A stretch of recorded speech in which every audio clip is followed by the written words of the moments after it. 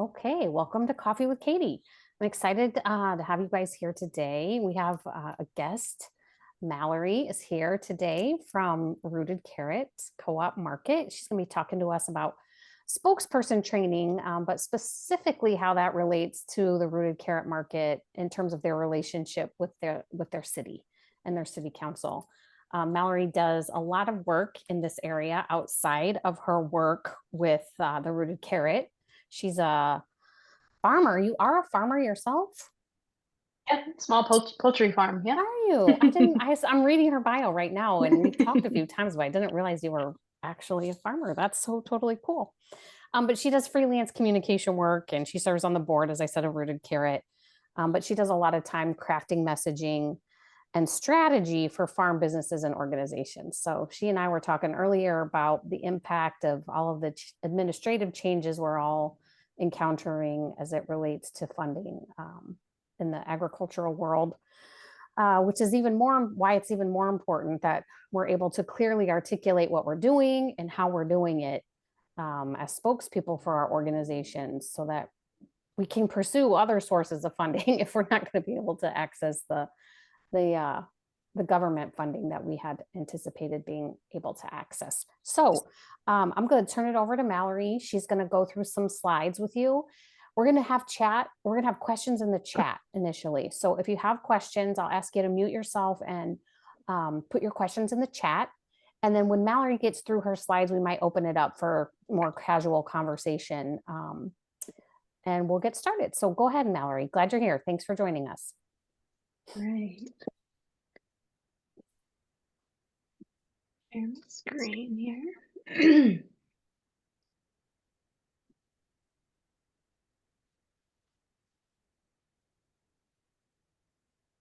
Okay. Can you see that all right? Okay. We sure All can. right. Yep. Thank you. Okay, so thank you, Katie, for the introduction. As she said, I'm Mallory DeVries. I'm really excited to talk to you today about how our co-op is working on gaining support in our community by utilizing spokesperson training.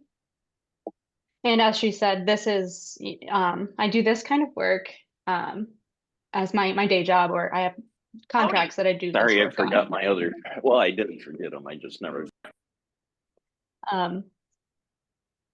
But I'm going to tell you kind of our experience here and this project in particular and how it relates, through the lens of a co-op. So I will get started here. A little bit of background. As you guys heard, I'm in Iowa. It's very cold here, but we're in Cedar Falls, Iowa. Our co-op has been, we do not have a site. We have been at it for about 10 years. I joined the board a little bit over a year ago. I wanted to bring my background in communications and marketing and PR to the table, kind of lend a hand there.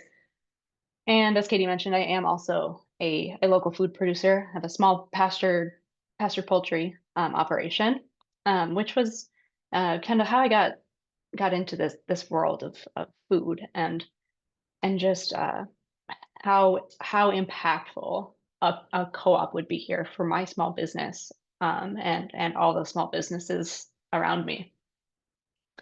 So I was excited to jump in and figure out some ways to move our vision forward. So shortly before I joined the board, our board had formed a public relations subcommittee.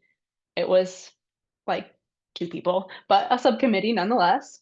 And at a board meeting shortly after I joined, Dave, who leads this subcommittee, he mentioned that he had a really good conversation with the mayor.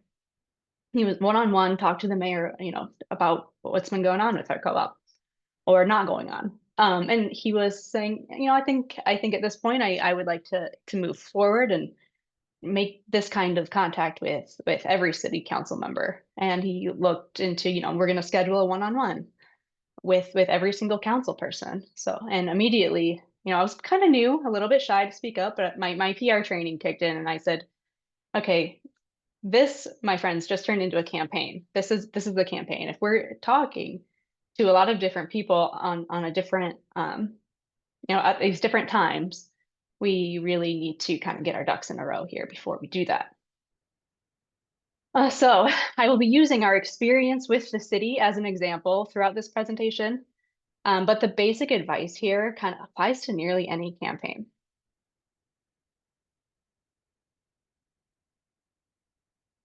I do tend to talk really fast, so if you need me to slow down, please just raise your hand. This is as slow as I'm physically able to talk. So You're doing great, but can I Thank interject you. one thing quickly, Mallory, that Yes. when we're talking about campaigns, we're talking about like a concerted effort to accomplish a task or a goal. And so, sometimes we hear about political campaigns or fundraising campaigns. We're talking here about a messaging campaign, basically to get a message out to a specific group of people. So just wanted to clarify that quick. Yeah, right. That is a good point. That is a good point. Thank you. Okay, so the board agreed, okay, yes, this does, sound an awful lot like a campaign, and we should probably, talk a little bit more before we just kind of send, because we have volunteers on our subcommittee as well. So we didn't want to just send out volunteers or inexperienced board people. So we were like, before we launch any campaign, what do we need to do? Well, we need to do our research. So that's where I came in, and we needed to understand in any campaign that you're working on, you need to understand the priorities of your audience very clearly. And we all know here, everyone on this call knows that there are just so many great things about co-ops. And there's just so many great things we want to tell everybody about all these amazing things that a co-op can be. But to be effective, we needed to tailor our message to what actually matters to a city leader. And that's very different from what might matter to me and you.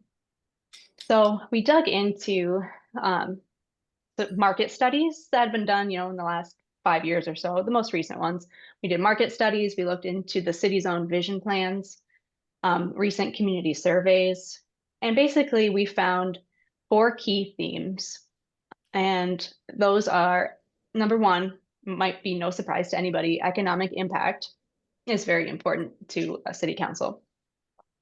So like how will this project create jobs, keep our dollars local, and stimulate small business growth? Number 2, community demand. So the people who voted for these council people to get into those positions, what do they want? What do you got to do to keep earning their vote? It matters what your community wants. What are they missing? Number 3, innovation and growth. This one is really specific to Cedar Falls, where we live. It seems like they mention innovation, they mention growth. It's kind of a recurring theme in their own messaging. And then food access. So that popped up in a few of those studies. And the food access piece can be a really important clue as to kind of some specific asks you might have. For us, it was, the surveys were indicating there was really low food access downtown, in our downtown area. So to us, that's a clue. That's where we're missing something like a co-op. Most communities will have similar priorities to this, but I highly recommend digging into your own city's planning documents or attending those council meetings. You become a familiar face there. And you will uncover what's unique to your local leaders. And even on a personal level, some of these communities are really small, and you know what's important to these people. So the more aligned your message is with what they are stating their goals to be, these things are public. So the more aligned you are with that, it's harder for them to ignore you. And the same, Mallory, I'll just chime in here real quick. The same principles apply regardless of if you're meeting with the city or you're meeting with a foundation or, whatever your campaign might be, whether you have, your campaign is to connect with your city council people, or perhaps it's to connect with your state legislators or grant funders in your community. It could be lots of different things, but the same research, the same philosophy applies, and finding out what's important to your audience and tailoring your message to fit their interests. Very That good is points. exactly right. And that's why this research is so important too, is once you have this research done, you can refer back to it for different kinds of campaigns or different people that you're talking to, or if you're presenting, to the Lions Club or something, you'll have this document to just go back to. Um, I could also suggest here, like it gets, kind of boring, kind of dry, but adding things in here like your demographics, keeping that up to date, and just general data that you just want to have in one spot, that can go here in your statistics, in your research. Just have that document and review it, um, yearly, quarterly, whatever makes sense for your organization. Okay, so what do we actually do with this research? And Katie kind of touched on that a little bit, but the point here is that we're going to use what we know about co-ops, which is a lot, and we're going to use what we know about co-ops to address what we learned during our research phase. So a great campaign is exciting, it's energizing, it gets people fired up, it brings momentum, it gets attention, and hopefully it gets results. But behind every single great campaign, no matter what kind of campaign, is a really painfully boring messaging document. This is how it starts. And I'm sorry, there's just no other way. It houses all of that research. It also has key statistics about co-ops in general. It has key statistics about your co-op, and it has all these things listed here. Your talking points, your economic statistics, community impact data, sample messaging, press materials, FAQs. You have like links to if someone needs to print out a flyer really quick, you've got somewhere someone can pull that from. So this core messaging, we called this our Don't Wait, Cooperate campaign. We use that mostly internally to kind of refer to our little subcommittee, but it was about 10 pages said and done, maybe a little bit more, but it is an ever-changing document. It is something we can update all the time. Every board person has access to it to come in there and put notes on it. Our volunteers can see it, so it's a good springboard. Really, it's just, and we didn't have to reinvent the wheel. We've been at this for 10 years. A lot of this existed already, but pulling it all together into one spot has made all the difference. And since I know you maybe are curious, like I'm not going to go over our entire talking points because that was like a big, like a few pages, but I'll give you kind of an idea of our talking points just to help you kind of get a vision of what that means. So we had 3 overarching ideas. So like these are 3 things here that when a council person or the local food leader you're talking to, whoever you're talking to, you want them to walk away feeling like, okay, they're ready to act and they need my support. You want them to feel like you're needed here. Like they can help you with this. We can make this happen. And or, wow, this project will strengthen our economy. Or, wow, we can't miss out on that. We cannot miss out on this innovation. Like, we need this here. So you want them to feel ideally all 3 of those ways. But like just knowing that's the goal here of these meetings. That's the goal. You want to know what your goal is. What do you want to walk away with them feeling like? So then the document has 2 to 3 bullet points under each of our research headings. So like those 4 key things that we found that are important. We kind of have just a couple of things listed underneath there. So that once everything is agreed upon on that document, we're able to do the spokesperson training. And that is just to make sure everyone is speaking the same language. So we got everyone together in one room and we conducted this training. We went through the document. We talked through answers to some tough questions. I pitched some questions to them. For example, you've been at this for 10 years. What's wrong with you? And that was a fun one. That's a great question, right? Every co-op gets asked that. Uh-huh.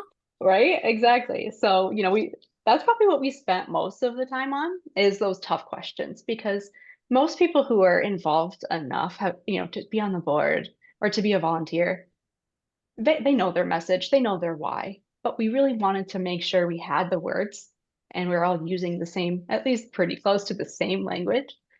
I also encouraged each person to ask themselves, why are you here? What got you involved in the first place? Sometimes that gets lost, and finding or remembering your story. And then to find and memorize one data point. Unless you're a person who really, really likes numbers, go ahead and memorize all the numbers, but at least have one data point memorized that supports what you're saying.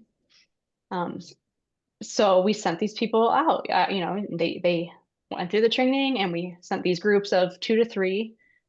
Some of our more senior board members and volunteers felt comfortable doing it alone, but most of them we had groups that went together. And then they were able to we made this nice, summary of our messaging, these flyers. So each person had one of these, and they were able to hand one to the person they're talking to. So, you kind of get stuck, you kind of have something you can look down at. It's nice. It's something that the person you're talking to can take with them and review. Leave it in the car. Maybe they'll see it again in a couple of days and remember you. But anyway, so they were able to have these really good conversations. We got one-on-one in-person meetings with all but one of them over the span of, let's say it was like a month. So we tried to get them all done around the same time, kind of in rapid succession. And they went really well. What else did I want to say here? Okay. That's it. That's all I wanted to say here. But I did want to pause here and see if anybody had any questions. I will go into the next slide about kind of some lessons that we learned and how it's going for us. But I do want to stop here for any questions. Are you seeing any in the chat, Katie?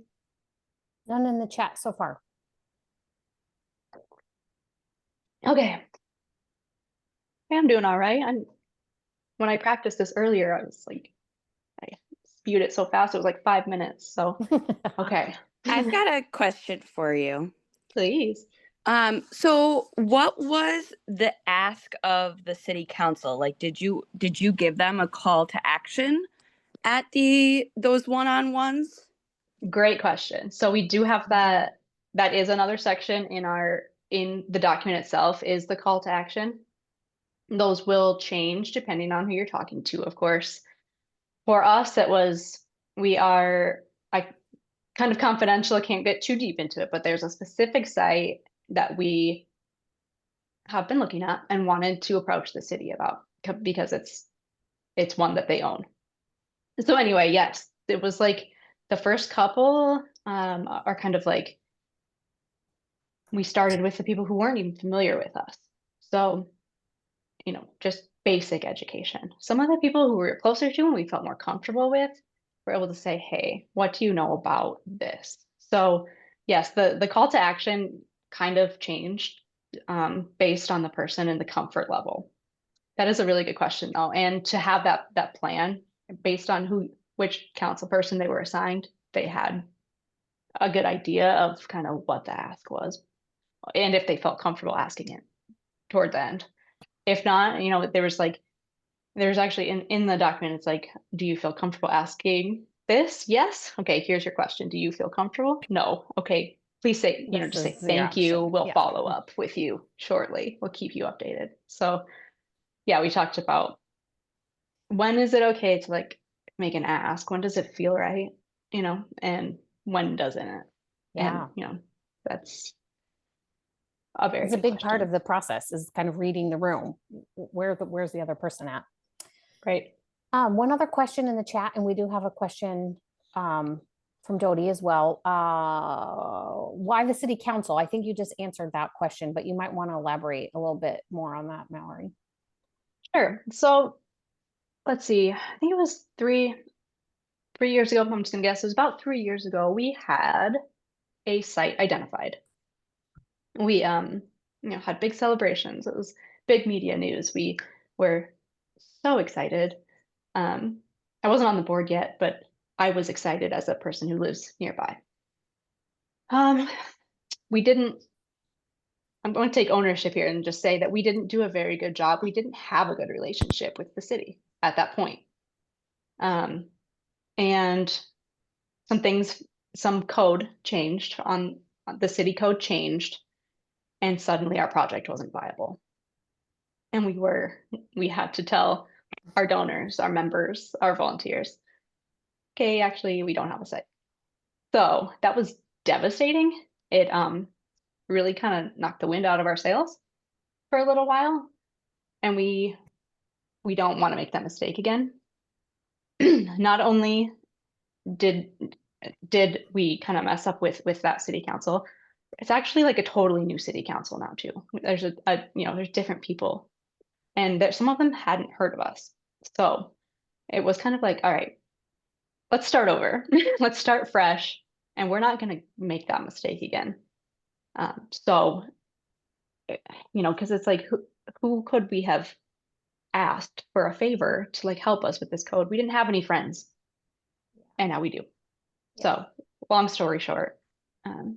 But it's important, I think it's a great story because in our cooperative development, we never know what's around the corner. You don't know what code's going to change or funding's going to get cut or anything really. And so when you have strong relationships, it makes hurdles that much easier to overcome, for sure. Exactly. There's, we can do all the research that we want, and we can, think we know everything there is to know about a co-op, but there are just some people that are going to know things you don't know. And you want to be friends with those people. They can unlock those doors in ways you couldn't have even thought about. Yes, indeed. Dodie's got a question. Dodie, why don't you go ahead? Thank you. At the stage that we're at, we even have kind of the beginnings of trying to build a volunteer database. So for a task like this, for me, I always look at this as this is kind of like a committee that I would call governance, or not governance, government outreach. Would you recommend that this be a task for a board member to make sure the messaging is correct, or did you have good success with training volunteers that were not on the board? Sure, that's a really good question. Our public relations committee, like I said, was pretty new, but Dave, who is on the board, he's in charge of that subcommittee. He's been involved in the community for decades. He's already got some pretty strong connections. It was a natural fit for him to take on that role. And initially we had no idea it would be, working with the city, or like that wasn't really the intention. It was just like, we need somebody well connected in the community who can go out and talk to foundations, or who can, just go out and do these presentations to the community. We just need to build up those partnerships. And he ended up just really being really good at it, and getting, conversation with the mayor one day turned into, a campaign, and a successful one. So I would recommend that whoever is spearheading that should be someone on the board that can kind of, be in charge, be the decision maker. But we do have some really great volunteers that are in and out on that committee too. We have like a realtor who just is just really passionate about the co-op, and also well connected in the community. She knows what's going on all the time. But it is important that the volunteers are kept up to date. They know how to talk about your co-op, and they know what not to say to. We actually they do have to sign a release that, if you hear certain things we're talking about that aren't public, you can't talk about that. So you have to be careful about that too. That's a really good point. There's a question in the chat from Ron that says, did you meet with the CDA? I don't know who the CDA is though, Ron. Can you tell us a little more?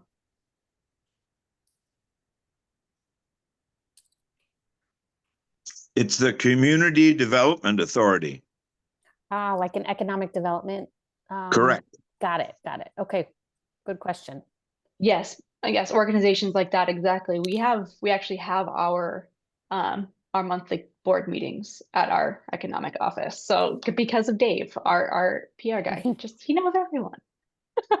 And was able to get us literally into that building. That's where we have our meetings. So that would be another really strong partner to have in something like this. Absolutely. Yeah, great one.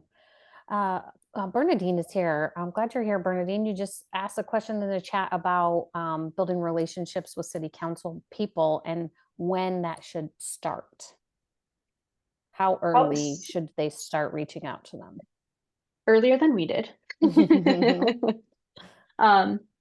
So you mean like as far as how early in your co-op's development?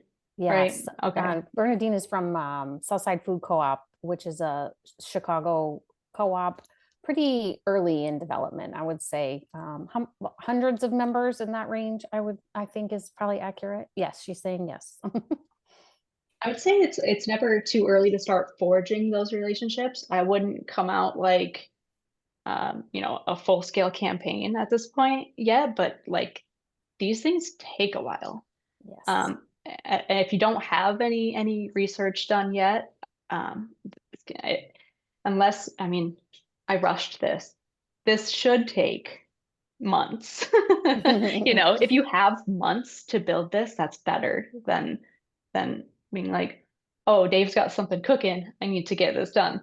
So like having your training and your talking points and your research done and crafted and just perfect.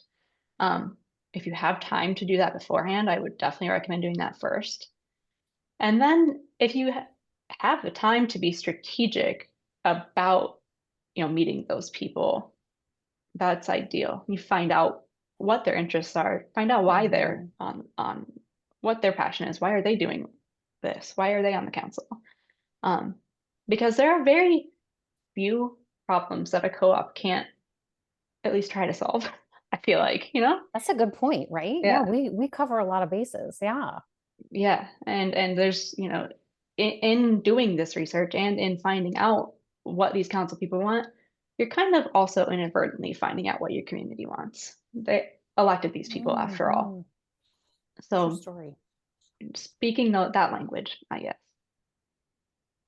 Yeah. And I second what Mallory just said, that, the sooner we start building these kinds of relationships and we start having this kind of consistency in our messaging across the board, the sooner we'll be more effective in our outreach efforts. So, in a perfect world, we'd have all the time in the world and all the resources in the world, and we could identify like maybe 5 groups of people. Like we want to hit our city council people, we want the economic development people, we want all the local funders, and create campaigns to reach out to those folks to start building those relationships. Oftentimes we're not that fortunate to have the luxury of that. But to Bernadine's point, I'd say identify your target audiences and then start small, start, reaching out to maybe the city council, start with one group and moving on as you start building those relationships. And this will get easier over time, right, Mallory? Absolutely. Yes. It's kind of, I mean, I've worked on campaigns that are state level, even higher than that. And it's less nerve-wracking than this because these are people and you see them in person. They're real people. You might like know their kids, like it's different. It hits different when it's like hyper local. So it's like you want to be really careful and you want to do it right and you want to take care with it, I will also add this, talking to them one-on-one is the best way, but there are other ways to get their attention too. And maybe that's a time for a different place. But like, press releases or events or, inviting them to events, things like that. So there are other ways to build these relationships than just, going out for coffee, and that might be something later. But, there are other Absolutely. ways to start this relationship rather than Absolutely. Yep. demanding a meeting, So, Yes, absolutely. Good practice, I'd say, is to invite your elected officials to just about anything you're doing, and hope they show up, because a lot of times they will, because they want to know what's happening in their community. So that's it's a way true. to start. Feel free to keep asking questions. This is my last slide with substance on it. So, as I said, the response that we got was overwhelmingly positive. We only had one council member that wasn't quite as excited as we are, and that's fine. So we didn't make it into the city's official top 3 priorities for the year, which we were hoping, of course. But our project was discussed at length during their annual planning session. And we have someone on the council who tells us everything that happens in there because he's so excited, everything that happens regarding the co-op. So he came back and said, we talked about it. We got, good responses. It's not a top 3 priority, but they're listening. We were part of the conversation. They didn't ignore us. And most importantly, we built those relationships and credibility, and that will serve us as we continue advocating and as we continue striving to find a site. So we're calling it a success at this point. So, yeah. I agree. Success. Okay. And I kind of already stopped for questions, but again, please keep asking questions. You'll get a copy of my slides. So don't feel like you have to take notes here, but I do have some resources that I used just to start pulling data from for the reporting, for the research, and probably familiar with some of these, but basically just having those reputable numbers that are the reputable data that you can cite, when you're building your reports and things like that. And then this is me. If you want to get a hold of me, you can head to the contact form on my website, tinyplot.co. Awesome. Great. Thanks. We have another question in the chat about the unenthusiastic council member. Did they say why they weren't enthusiastic, or did they give you any indication? I didn't ask because I don't care. Okay, I know that sounds really cruel, but you cannot please everybody. And That's a very that good is point, that is right? okay. Uh-huh. We have the vast majority of people on the city council. The one who wouldn't meet with us is the same one who was not excited about us. So like this person didn't give us a chance. Yeah. So that's okay. Yeah, Yeah. but we can't please everyone. You're exactly right. Right. And Right. if there When were you- 3 or 4 people on the council who were agreeable, then you might look for an underlying trend or something else Absolutely. happening. But if it's a one-off kind of thing, I probably would be in the same boat. Yeah. Yeah. And we're cordial. We knew this person wasn't a fan of our project. We knew that going in. We still invited them the same way that we did with all the other council people, still giving that person updates. We're doing what we can. And if there's anything I've learned working in communications and PR is you can't please everybody, and you'll Yep. make yourself sick trying to. Right. So Yeah. Stephanie from Purple Carrot, I think, has a question. Yeah, so I saw you mentioned that your city council selects top 3 priorities for the year. So I'm just wondering of like the timing. Did your campaign, how did your campaign time with like when they were going to start talking about those top 3? And was that the first top 3 following your campaign? Like if you did a part 2 of your campaign, do you think maybe you could be in the top 3 next year, or like planning for a future year depending on your development timeline? I'm just wondering if you like are strategizing for how are you going to get into that top 3 and reflect on totally. this one. That is the goal. So I can't get into too much detail, but one of their top goals was something that needed to be done before they could help us more. So that felt like okay, we're kind of on there. Mm. It's a really long story, but so that felt good. As far as timeline, they had, I don't know how all city councils work or if they're on kind of the same timeline. I have no idea, but they actually had a consultant come in and like help them come up with those goals. So it was like an outside consultant, somebody and they like it was like a retreat almost. Like for like 2 weeks, they just kind of locked themselves in and did this planning, this session. And that was like around Christmas time, I think. So it So kind of sounds we like they did strategic planning with the consultant for the city. yes, but it was like it was no one from the public could be there. So it was like it was very long. I don't think they do it that much every year, I guess is my point. It seemed like really in depth. And I think now that I say it out loud, I think it was a 3-year plan. That makes sense. And that might Yeah. be why. So it might be like every 3 years. But I'm sorry, I don't actually know. But like I don't know how all city councils are structured or if they typically do. I would find out like when do they typically do their planning. And try to have those conversations not too close, but like you don't also want those conversations to be stale either. So maybe us like kind of being rushed a little bit was actually good because like, okay, we have to get these done before they go underground for 2 weeks. We need to get these people out for coffee in this time frame, all of them. Yeah, that's the motivation there. Right, exactly. Instead of just like, oh, I don't know, next month or something. It gave us a deadline for when we wanted to have those conversations Yeah. done. So Yeah. Yeah, and I'm also thinking about like if your city's not doing strategic planning like to that level, maybe when they do budgeting and figuring out their budgeting timeline, like because that kind of aligns with strategic, like what their plans are for the next year or two. Good point. Yeah. that's a Because good I point, know yeah. that some cities do it further out than what you would normally think. Yeah, Like their their internal fiscal year processes. is yeah, Yeah. for sure.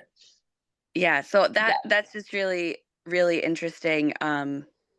Thank you for the presentation, for answering questions. I may have a couple more before we're done.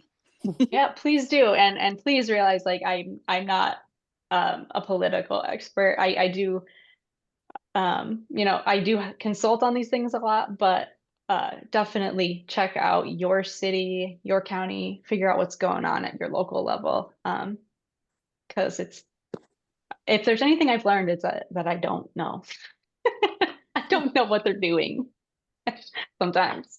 I do actually. How big is your community? Because I know that Katie said that somebody here is from like Chicago, and meeting with Chicago City Council members may be more of a challenge than Yeah. meeting with like department heads of city departments, and maybe that might be a better approach depending on the size of your city to start at least, or the city council staff if they have that.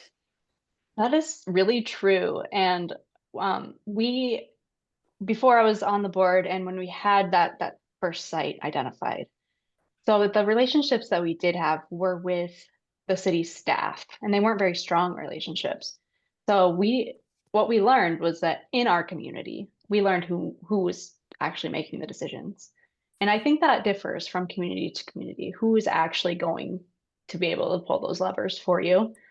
Cedar Falls is like 40,000 people, but it's a college town. So when it's a university town. When university's in session, it's a lot more. So it's kind of it's a big small town, is what I like to say. But it absolutely would make a huge difference if we were in a huge metro area. I'm sure we'd be talking.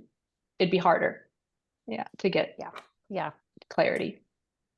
Yeah, but there are always people that you can get to, so prioritizing your end goal and then kind of working backwards. Like, hey, we want to talk to the city council. What people do we need to talk to before we get to the city council person? you know, how do we navigate that path? And there are other people who've done Absolutely. that. So we can find that answer for sure. Right. And I mean, conventional wisdom says start with the city staff. That didn't work very well in our community. So just figuring out who those people are. Yeah. Yeah. Yeah. Naomi's got a question. I saw your hand up earlier, Naomi, and I see it in the chat. If you want to go ahead and say it, go for it. Okay, well, I don't know if you answered this already, but I was wondering, what were you hoping the city council would do if you were in their top three among their top three priorities? So we did have a specific ask for a site that I can't get into too much, but we had a specific site identified that we were hoping they would help us with. And this top priority that they did, one of those that they went with was something that will help them figure out how to handle that kind of request. So like I said, we're counting it as a win. However, the other big goal was very seriously just to form those relationships. Like, we didn't want to go in there thinking like, oh, what did they want? Like it would have been great if we magically got a site out of this, but what we got was good. This relationship, this foundation. If something, they know what's going on all over town. If something comes up, they're going to think of us, and that's a win. You I mean, know, I hope they do. well, I guess, of course they will, hopefully, right? You did your work. You did your job. Another follow-up to this, and Mallory, maybe you guys have done this, maybe it doesn't happen in your community, but in some communities, the council, county board, those governing bodies have public comment time, and sending representatives from your co-op to public comment, even just, to take the 2-minute allocation or 3-minute allocation, whatever they grant, just to give the council and the community, because these things are televised, people attend, an update on the co-op. It's kind of free publicity, and I think would be excellent second step, if not, even an initial step, introducing the co-op and then following up with individual meetings. All right, absolutely. We aim to have at least one person there with a Rooted Carrot co-op t-shirt on. Fantastic. Every I month. like It doesn't it. always happen, but that's our goal. And we haven't spoken up publicly during those. No one has felt comfortable doing that. We have talked with the council about letting us actually come do a formal presentation. And we're hoping to do that over the next couple of months. But just having a presence there, having someone with a t-shirt there, that's a start. Yeah, absolutely. Absolutely. And Lisa mentioned in the chat, she's here from Rooted Carrot as well, that when the leadership in the city changed, that changed how you guys changed your relationships, so this is kind of an ongoing process, that there are elections every few years, new people coming in and out, and it's kind of a consistent task to maintain those relationships and rebuild some of them. Absolutely. Looks like another question. Stephanie's got one more question. Yeah, so I was going off of what you were saying, Katie, about having people talk during their council presentation or council meetings and for the presentation. And one thing we did is we formed a food collaborative with us, the farmers market, and a food hub. And because we were presenting on, food access and healthy foods more holistically across the community, it was easier to get on the agenda for a presentation.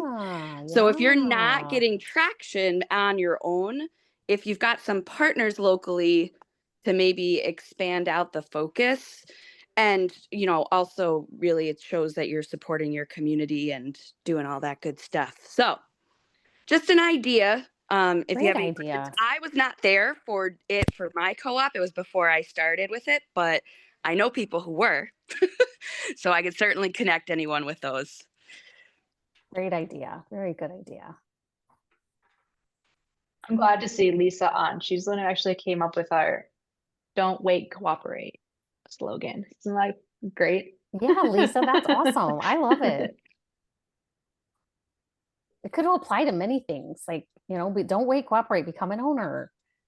Don't wait, cooperate, invest in your co-op. Like, I like it. Exactly. We have been kind of, Mhm. using this material a little bit on our social media too. So it's it's usable across many mediums.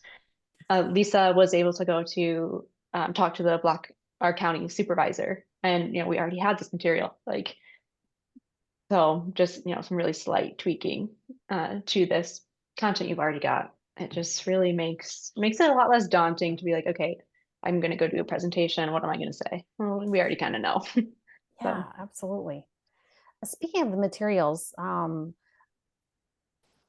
you give us some idea of logistics? Like, how big of a document is this? Where does it live? Who has access to it?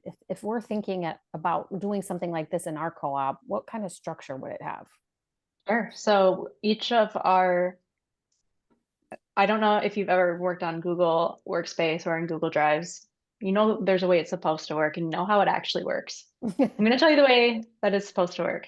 So, your subcommittee should have a folder, and in that folder should be a place for this document to live, along with any sort of print materials, flyers, things like that, that you can just find everything, all your graphics, all your copy, everything you need all in one little campaign place.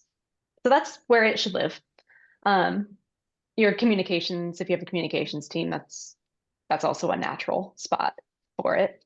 Kind of just depending who's taking ownership of it.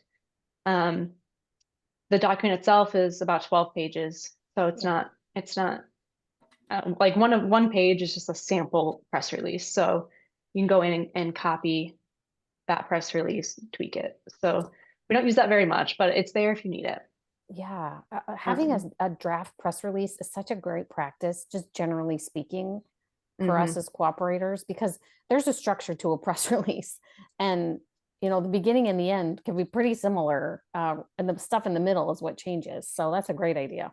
What else is what other press materials are in there? So there's an FAQ section, and that's commonly asked questions that you might get, or that maybe you have yourself as a volunteer or as a board member. And then that the vast majority of that document is our key messaging. So and that's where it incorporates all that research that you don't have to memorize. Like it's all right there, and you can, when you're writing a press release or something, like, oh, there's my hook. Here's the stat. Yeah, right there. So, so ideally, it's and like I said, you want to feel like your team or your board feels comfortable to make edits, not make edits, I guess, but like suggestions, and to comment on it, and to realize when, okay, that's outdated, we need to update this. This is a living document, and it will get bigger and bigger and bigger. There some that other campaigns I've done, that's like, all right, we're 50 pages now. It's kind of out of hand, but just things change. Yeah, so. And I like the idea of reviewing it on a cycle, whether that's quarterly or annually, that subcommittee, that's part of their task, list for the year, is that they review that document regularly, because when it is updated and usable, it's better. If you go to use it and it's outdated, well, you might as well not have created it, because you can't use it. Right. So I really like that practice too. What other questions do you guys have?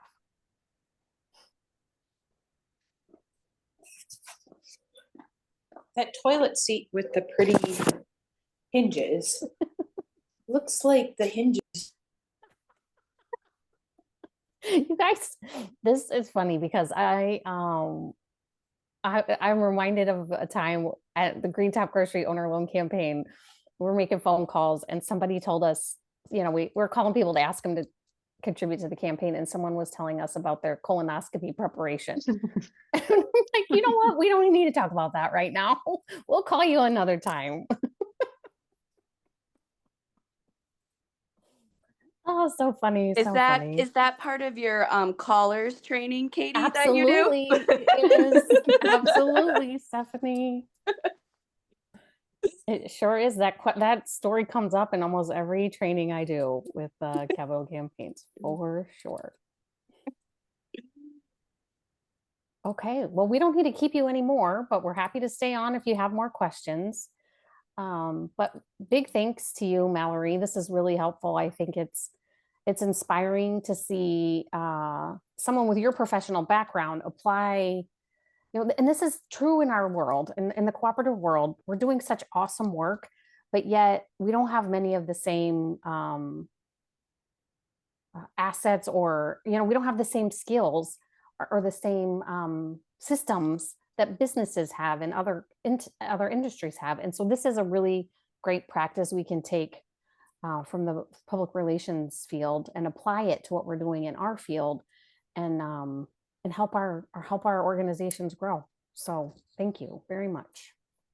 Yeah, I've learned a lot doing this too. So it's, the benefit is for me as well. So it's been a really good learning experience. But yeah, please don't hesitate. I'll drop my website in the chat if you want to get a hold of me. The contact form is a good spot to do that. Awesome. And I'll include Mallory's website in the follow-up email I send out with the recording as well. So you can click from that email. I'll try to get that out probably in the morning by the time the recording downloads. So okay, I'll get you the slides as well. So fantastic.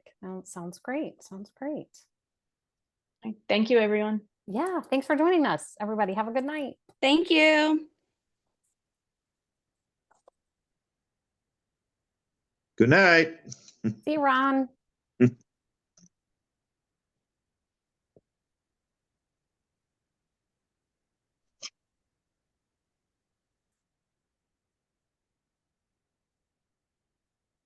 Mallory, I thought you did a great job.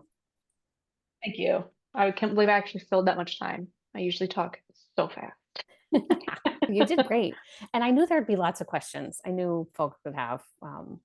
They were good questions. Yeah. Really, yeah, they were. Absolutely. Absolutely. It's really it's a great topic, and clearly lots of interest. So another thing I thought of, and I thought of it earlier, and I meant to mention it earlier, when we were talking about this topic, it dawned on me that the FCI, do you pay attention to the Food Co-op Initiative live? They do like a education session. I try to. Yeah. I get those emails. Yeah. Well, they are always looking for innovative new topics. And I think this one would be really well received. So if you're interested, I've already got the presentation done. Right. I was just going to say, it'd just be a matter of, doing it in front of a different audience. All right. JQ Hannah there is coordinating those topics, and it's there. I think it's scheduled for late March and early April. So it'd be good timing to get in there. And you might mention to her, like, hey, Katie had 25 people registered for this. I think there's demand for that kind of conversation. So just a thought, and not something you have to do, but if you wanted to, I think it'd be well received. Yeah, I was like, I don't know what I really want to get out of this other than to help people, because I am at max capacity. If someone needed my help, I'm like, I don't. Yeah. So like I wish I could help everybody. But right. Yeah. You can't. Yeah. It'd be nice if you were doing this for some kind of benefit, for sure. Like solicit, people who could use your assistance. But yeah. But like, no, I don't have that capacity. But if this helps people, that's great. And I was like thinking how cool it would be to have like a template of that messaging document, like to give to people. Oh, that's such a great idea. Yeah. That's a fantastic idea. It wouldn't be too hard. I mean, the basics anyway. Like, I wonder if we could get some funding to do that, Mallory. It would not take me very long. I've already got the document. I just basically have to strip it. How much time do you think it would take? I mean, 10 hours? depends how detailed how Okay. detailed that we'd want it to Mhm. be, but like, Mhm. if it's just talking about, some placeholders for data, Mhm. 'cause Like the I'll think co-op about it. research is, I mean, that's general. I mean, a lot of it's general. Of Right, a course, lot there of can it be could some just stay in state there. Specific, right? Yeah. Yeah, Think about it. Think Okay. about it. It's something I might even be willing to pay for myself. Like I could hire you to create the template. that then you could, We could help make available. people Yeah, with. like I could put Yeah, it for yeah. free on my website or something. I Yeah, wouldn't charge yeah. anyone for it if you're going to create it. Yeah. But we could also make a template that you could buy, like with a minimal fee. We got. No, I'm really not looking to make money off of this at all. I don't want anyone to steal my work, but I also don't care about Right. profiting. I agree. So, I agree. But I also want to value your contribution too. That's important. Oh, hi there. I can't believe they were quiet the whole time. I didn't hear a peep. You have anchovies in your hand? That's awesome. Anchovies. Yep. Uh-huh. Okay. I'll let you go take Well, care of your kids, but think about it. And if you want to partner, Yeah, I'll think about how much time I think that might take, because I don't think it would take very long. I mean, it's ugly. Like I said, those things they're ugly. yeah, but it doesn't They're have supposed to to be be. pretty, right? Yeah, yeah, Yeah. yeah, yeah. Yeah. So, okay, I'll think about that. But Okay. thank you for this opportunity. It was good. Oh, thank you so much. Appreciate Yeah. you. Yeah. I will see you soon. I'll talk to Okay. you soon. All right. Take care. Bye.